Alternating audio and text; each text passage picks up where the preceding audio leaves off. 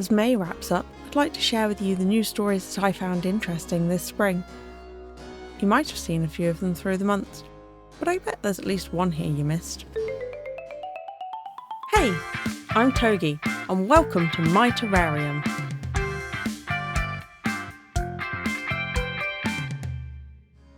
This month kicked off to a great start with World Wildlife Day on the 3rd of March. This is a day of celebration all around the world to honour our awesome wildlife. It's a day to share the successful community projects that have been going on and a chance to gather together to discuss new and exciting upcoming projects. This year's theme was Wildlife Conservation Finance, investing in people and planet. Essentially, how to fund conservation and build a bright future for us and our world.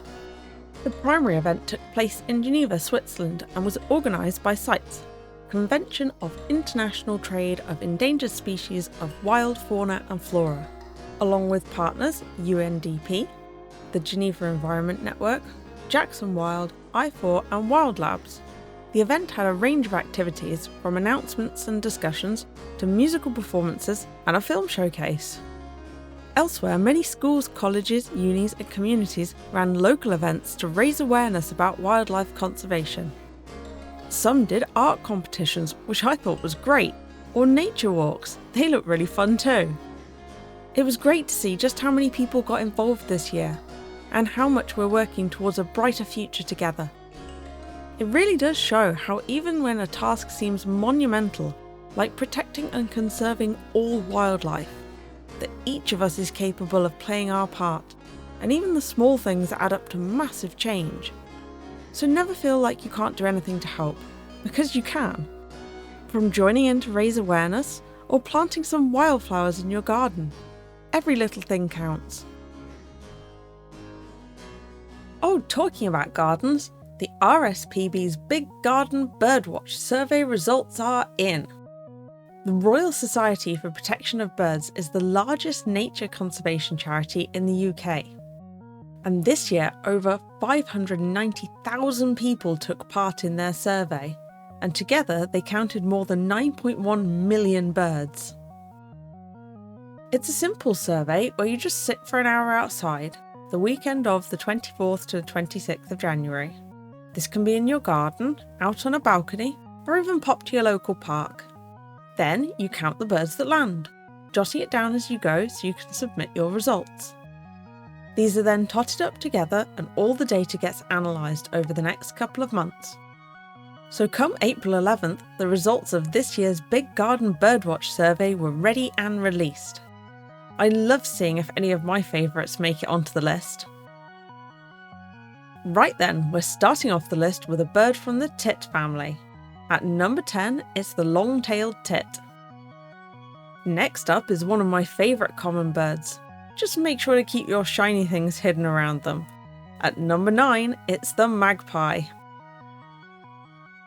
Number 8 brings us the goldfinch. With their pretty red faces and bright yellow stripes on their wings, they'll bring a lovely bit of colour to the garden. And what a great bird number 7 is. Bringing us back to the tit family, it's the great tit. The next bird will brighten up your day no matter what the season, with their bright red breasts being a picturesque sight and an especially welcome view in the colder months. At number 6, it's our lovely little friend the robin. Number 5 brings an often overlooked bird, but a staple nonetheless. It's the blackbird. Followed by number 4, which could easily be mistaken for a blackbird from a distance, but upon closer inspection, the white flecks and glossy sheen of purples and greens show this slightly smaller bird is in fact a starling. Now we're down to just the top 3 left. Have you guessed what they are? If you saw last year's survey results, then this hint will help. Number 3 and 4 have switched places this year. So let's see what we've got. At number 3, it's arguably the most iconic bird in the UK. It feels like you're never very far from one. Whether you're out in the countryside, pottering through a village or town, or even in the inner city, I'm almost certain you'll see this bird. It's the wood pigeon. This next bird surprised me that it was so high up the list, but I'm very pleased it is. It's the third and final one from the tit family. Its pretty blues and yellows make it one of the most easily recognisable garden birds. At number 2, it's the blue tit. So that leaves only one. Do you know who's at the top of the list? It's the most common garden bird in the UK. This unsuspecting little brown bird was spotted over 1.2 million times just during this survey, and has topped the chart for 22 years. So without further ado, at number 1 is the house sparrow. The RSPB's Big Garden Birdwatch survey is a staple here in the UK, as it began in 1979, when the children's TV show Blue Peter asked its viewers to birdwatch and send in their sightings. I think citizen science like this is great, as it's something we can all get involved with, and the large quantities of data like this is so important for effectively monitoring our wildlife. Did your favourite common bird make it onto the list? Well now, it wouldn't be a spring video without talking about blossom now, would it? For many, cherry blossom is the pinnacle of springtime, and no one celebrates it better than Japan. They are world-renowned for their sakura trees, and these trees hold much cultural importance. They've been celebrated for centuries, their very nature symbolising contradictory aspects of life. The spring blooms show new life, but they are short-lived and remind us that all life is fleeting. These beautiful blossoms generally start to bloom February-March time and continue through to May or June, depending on the species of tree and the country they're in. Yoshino cherry is the most common in Japan. These flowers start pale pink and turn whiter. If you live in America, these are likely the ones you've seen too, as many of the cherry blossom groves were started from gifted trees sent by the Japanese government. On the other side of the ocean, the UK has 2 of its own native species, the wild cherry and the bird cherry.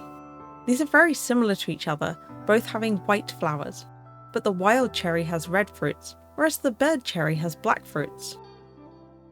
Blossom trees help support a variety of birds, insects and small mammals, by providing an important food source and nesting spots. I do hope you manage to get out and enjoy the blossoms this springtime. Whether you're joining in the many festivals going on across Japan, or just enjoying a stroll in your local grove, find a moment of peace in their beauty. Well, on to my final story. Now this is something to get excited about. For the first time in England, the UK government has issued a licence for the wild release of Eurasian beavers. This is for a pair of beavers to be released in Littlesea, Studland, on the south coast.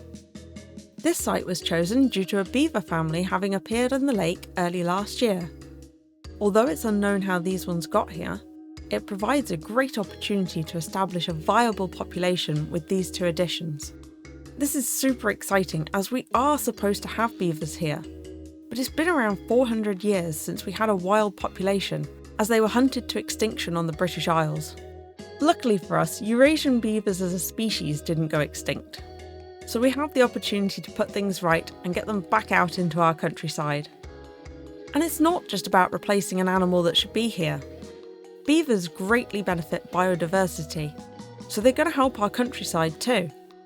They change their environment to suit them by damming rivers and creating wetlands, which is something the UK definitely needs more of. And coincidentally, or not, in the time that beavers have been gone, England has lost approximately 90% of its wetlands. There has been much research done into the effects beavers have on the environment, and this proved that many species benefit from them. Everything from aquatic plants and invertebrates, to amphibians and even bird life.